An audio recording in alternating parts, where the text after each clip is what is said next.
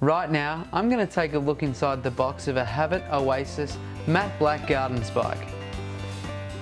You're watching Sunshower TV. Let's take a look.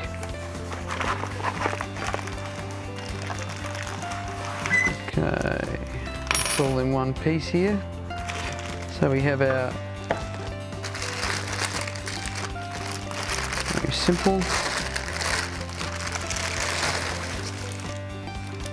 Okay, so with this one, the light source is fixed inside.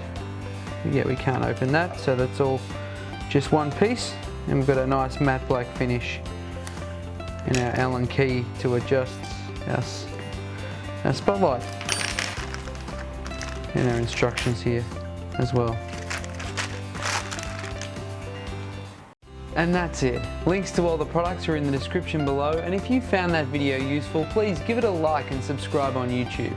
And better yet, if you've got a project on the go, head to Sunshower Online. We'd be happy to help.